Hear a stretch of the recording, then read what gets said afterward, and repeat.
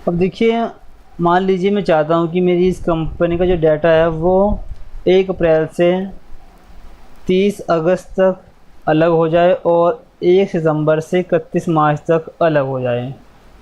तो इसे आप किस तरह से कर सकते हैं, देखिए पहले आपको कंपनी यहाँ पर ओपन रखनी है जिसका कंपनी का डाटा आप सिलेक्ट करना चाहते हैं, और यहाँ से आपको ऑल्टर F3 प्रेस करना है। जैसे ही आप ऑल्टर F3 प्रेस करते हैं तो आपके सामने एक विंडो आएगी, और इस विंडो में आप देख रहे हैं सबसे नीचे अगर स्प्लिट कंपनी डाटा, जिस पर आपको एंटर करना है। देखिए उसके बाद यहाँ पर दो ऑप्शंस हैं, एक तो वेरीफाई कंपनी डाटा, ये वेरीफाई करने के लिए है। वेरीफाई से मतलब ये देखने के लिए कि जो उस कंपनी का डाटा आप स्प्लिट करना चाहते हैं उस कंपनी के डाटा में कोई एरर तो नहीं है, कि जब हम कंपनी के डाटा को स्प्लिट करेंगे वहाँ पर कोई एरर तो नहीं आएगा, कोई प्रॉब्लम तो नहीं होगी। तो इसे आप चेक कर सकते हैं। यहाँ से आप इसे वेरीफाई कंपनी डाटा पर आएंगे, इसे एंटर करेंगे और यहाँ से एंटर करेंगे। देखिए चेक कर ली इसने और कह रहा है कि नो एरर फाउंड। ये कह रहा है कि आप कंपनी के डाटा को स्प्लिट कर सकते हैं, इसमें कोई एरर नहीं है। अब हम कंपनी डाटा को स्प्लिट कर लेते हैं। अब देखिए, अब सिलेक्ट कंपनी पर क्लिक कीजिए और देखिए यहाँ पे कह रहा है कि जो कंपनी आपने सिलेक्ट किया है वो अमेरिकन ट्रेडर्स 2017-18 है, और स्प्लिट फ्रॉम, ये यहाँ पे हमें डेट डालनी है किस डेट से हम डाटा को स्प्लिट करना चाहते हैं, क्योंकि वो 1 अप्रैल से तो कंपनी डाटा स्टार्ट होता ही है। यहाँ से हमें करनी है 1 सितंबर से, ठीक है। और अब देखिए जैसे मैंने 1 सितंबर यहाँ पे डेट डाली है, कह रहा है कि जो आपकी कंपनी होगी ये कंपनी कुछ इस तरह से बनेगी। जो पहली कंपनी होगी वो इस नाम से होगी और 1 अप्रैल से स्टार्ट होगी, और जो दूसरी कंपनी होगी उसका नाम ये होगा फ्रॉम 1 सितंबर, ठीक है। तो अब हम इसे स्प्लिट कर लेते हैं और एंटर करते हैं। ये देखिए हमारी कंपनी जो है वो स्प्लिट हो रही है, स्प्लिटिंग डाटा।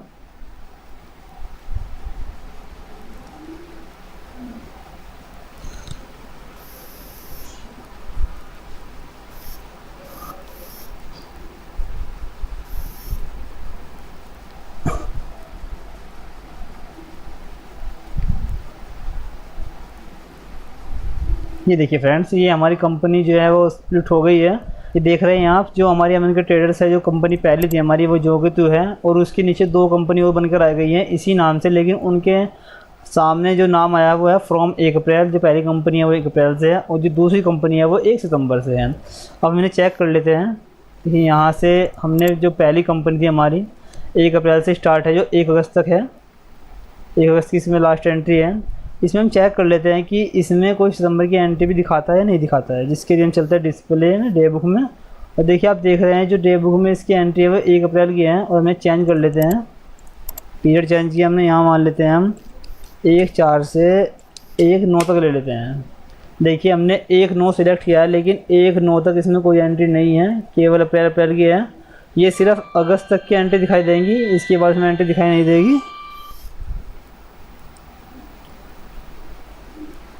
ये देख रहे हैं आप, यहाँ पे कुछ और एंट्रीज़ हैं। देखिए ये देख रहे हैं आप, केवल इसमें अगस्त तक के एंट्रीज़ हैं, इससे आगे की एंट्रीज में नहीं है। और अब हम दूसरी कंपनी चेक कर लेते हैं। ये तो हमारी 1 अप्रैल से थी, अब हम ले लेते हैं 1 सितंबर वाली को। ये देखिए मैंने 1 सितंबर वाली को सिलेक्ट कर लिया। अब हम डिस्प्ले डे बुक में चलते हैं और यहाँ पे एंट्री देख लेते हैं, ठीक है। देखिए ये हमारी डेट चेंज कर लेते हैं। मान लीजिए हमें 1/12 की एंट्री देखनी है।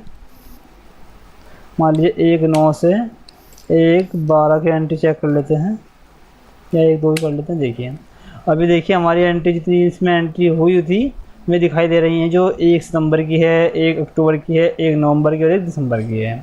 ये एंट्रीज़ हमारी दूसरी कंपनी में है जो अगले 6 महीने की है। और अब पिछले 6 महीने की हमने 1 अप्रैल से नई कंपनी क्रिएट हो गई है। दो कंपनी